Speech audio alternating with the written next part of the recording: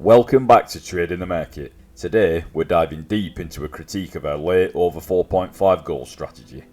Recently, another YouTube channel made a video discrediting our strategy, and we're here to address their points and provide clear explanations on why our strategy works.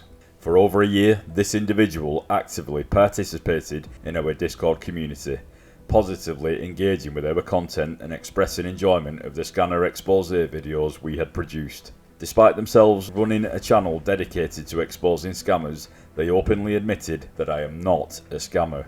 Their attitude only soured towards trading the market and specifically myself when I declined to answer and divulge extensive personal information in a private conversation. Interestingly, this person never shows their face or reveals their true identity to their viewers, claiming to have made millions of pounds through Betfair trading, all the while blocking out any information about themselves whenever they are attempting to show proof that this is the case, raising questions about their own credibility and authenticity. It appears that their attack on myself and Trade in the Market is not based on genuine concern, but rather a calculated attempt to leech off the views and success of the Trade in the Market channel. In my opinion, this person is a fake themselves, exploiting controversy for personal gain. Now, whilst being an annoying little cunt, we do appreciate critical feedback. It's crucial to have open discussions about these strategies to ensure transparency and continuous improvement. Now let's break down their arguments one by one. The first claim was made that my results are fabricated. They argue that the outcomes we've shown are impossible based on their statistical analysis. However, what they've overlooked is the context and methodology we use in our strategy. Our layover 4.5 goal strategy isn't about random selections or purely past goal statistics. It's about careful match selection, considering team dynamics, current form, and situational factors that aren't captured by pure numbers alone. This nuanced approach is what creates our edge, not a simplistic application of past results. They mentioned the liquidity and turnover in pre-play markets, highlighting the efficiency of these markets. While it's true that these markets are competitive, they are not perfect. Inefficiencies do exist, and with the right approach, they can be exploited.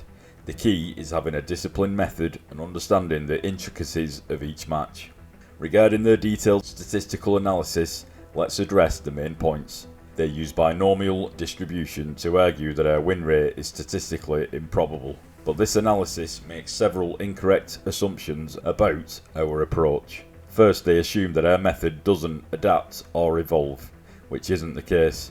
Our strategy involves continuous assessment and adjustment based on ongoing match analysis and market conditions. This dynamic approach isn't reflected in their static model. Second, the use of the binomial distribution doesn't account for the actual decision-making process we employ. It's not just about placing random bets. It's about strategic placement based on specific criteria, which significantly alters the probability landscape. They also argue that sharing a successful strategy publicly would negate its effectiveness due to market saturation. This point, while theoretically sound, overlooks a crucial aspect: the scale and diversity of the betting market. Even if a strategy is known, its impact on the market can be minimal given the sheer volume of bets placed globally. Moreover, we believe in sharing knowledge and helping others understand the complexities of sports betting. Transparency and education are key to fostering a more informed community. Let's address their claim about staking and bankroll management. They criticise my flat stake approach, but this is a simplification for the sake of clarity in the video. In practice, we do use variable staking based on confidence levels and risk assessment for each match, which wasn't discussed in their critique. Their final point was about the improbability of our results, suggesting I am either the best bettor in the world or incredibly lucky, labelling me Tony Bloom II, which was a huge compliment. The truth is, our success comes from consistent application of a well-tested strategy and not luck. We don't claim to be infallible, but we do stand by our methods and results. In conclusion, while we appreciate the skepticism and the points raised, it's important to understand that our layover 4.5 goal strategy is based on a robust and adaptable methodology. We're open to constructive criticism and are always willing to refine our approach. Moving forward, I will be making more videos around this strategy and showing detailed results to back up its validity. I'll be providing comprehensive insights and data to demonstrate how effective the over 4.5 strategy truly is. Now I'll hand it over to Billy for the next part of the video. He'll show some recent live trades, share his own opinion on the attack on the channel, discuss his views on the strategy, and present his own spreadsheet using the over 4.5 strategy with great success. Take it away, Billy. Cheers, James. I'd just like to reiterate what James has already said before, so just a quick update from me. The late 4.5 strategy has become one of my favourite strategies, and I've added it to my trading portfolio since the turn of the year. I was fortunate to be involved during the testing last year and start to use real stakes since February of this year, and my results speak volumes. Starting with a £5 stake and a £500 bankroll, I've grown it to £880.79. I'm currently wagering £8.5 per trade. I'm more than comfortable with these stakes given the strategy's impressive strike rate. I maintain an average strike rate of 93% and achieve an average monthly growth of 16%. While I don't keep detailed trade records personally with regards to team names and such, I meticulously track my progress on my spreadsheet. I place my entry and exit as shown in the short video you can see on your screen now. I place an exit point late at odds of 1.04 on the undermarket to remove any liability and green up at this point. On average, I can hit 1.04 and green up early into the second half in a low scoring game. Sometimes this can hit in the first half of games when it's no goals scored. I personally use Geek Toy as I have a life license and I've had it for years, which has covered the £120 cost many times over. I enter and exit trades based on the strategy's rules. In the video you can see on screen how I traded 3 games from Sunday the 16th of June. You'll notice I set me trades and I would typically move on, closing tabs and forgetting about them. However, due to recent attacks, notably by individuals like Never Busted a Guru and Jason, also known as Fergie's Bum, I kept them open to demonstrate authenticity for this video. These trades are not staged or cherry picked, they all occurred simultaneously, verifiable through our daily sheets, accessible in our Discord channel. You're welcome, Fergie's Bum. We all know you're following late over 4.5 strategy, whilst aligning yourself with its jailer, which speaks volumes. Looking at the spreadsheet on the 15th, during the Kyoto vs Sapporo match, I kept a tab open while watching the game, intending to employ the leap of fortune strategy late in the second half. With goals in the 18th and 20th minute, I laid the 4.5 at 7.4. Given the quick succession of goals, I laid again at 2.42 for a better exit point, adjusting my initial exit plan from 1.04 to 1.31. When the exit point hit, I achieved a green up profit of £8.38 as recorded on my sheet. It's very rare I do this, but on this occasion I was watching the game and traded it as such due to my in-play view. It worked out very well as the match finished 2-0. In conclusion, I absolutely love the 4.5 strategy because it's proven to be incredibly effective with a high strike rate and solid returns. The consistent results and ease of use make it a no-brainer for me. To those who try to discredit this strategy, I say don't listen to the noise. The proof is in the numbers and our transparent trading spreadsheets. This strategy is all about real results, not empty claims. Stay focused on the data and success stories from our community. Trust the process and the strategy, the results speak for themselves. Before I hand you back to James, just a quick shout out to my friend's home club.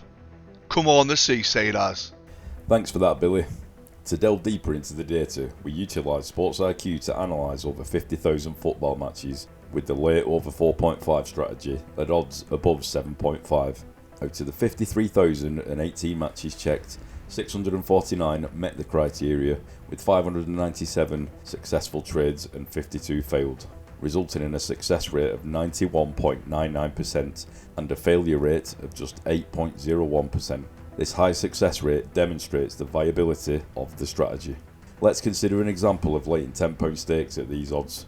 With a success rate of 91.99%, you would win on 597 trades and lose on the other 52. For the winning trades, since you lay at odds above 7.5, your profit per successful trade is £10.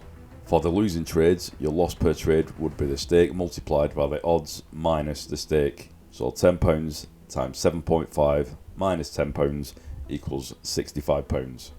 So calculating the overall profit and loss. Your total profit from successful trades is 597 trades times £10 equals £5,970. The total loss from the failed trades is 52 trades times £65, which gives us £3,380. So the net profit would be 5,970 minus 3,380, leaving us with a profit of £2,590 just using £10 stakes. To calculate the ROI, we need the total amount staked, so 649 trades times £10 equals £6,490. We need the net profit divided by the total amount staked times 100. So in this case, it would be 2,590 divided by 6,490 times 100 equals 39.91%. This substantial ROI of approximately 39.91% underscores the effectiveness and profitability of the late over 4.5 goal strategy, making it a reliable and lucrative approach for trading the market. This is exactly what I have done in my previous video, where I executed 201 trades with only 2 losses. The results of my own trades and this extensive backtest speak for themselves.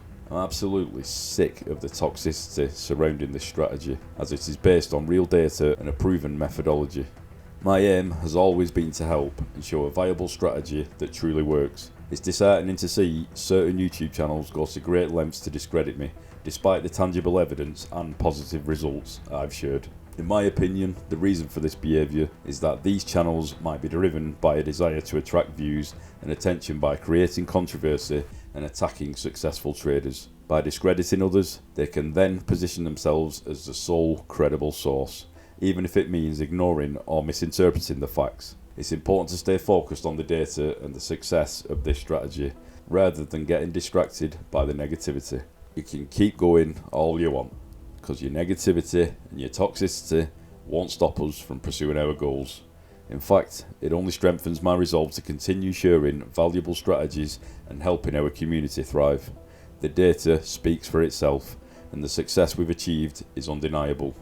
I am more driven than ever to provide transparent, reliable information and to support our community in making informed decisions. We will continue to push forward, undeterred by baseless attacks, and remain committed to our mission of empowering all traders. I've been James. This has been rather fun. This hasn't been a binomial distribution of the market, and until next time, happy trading.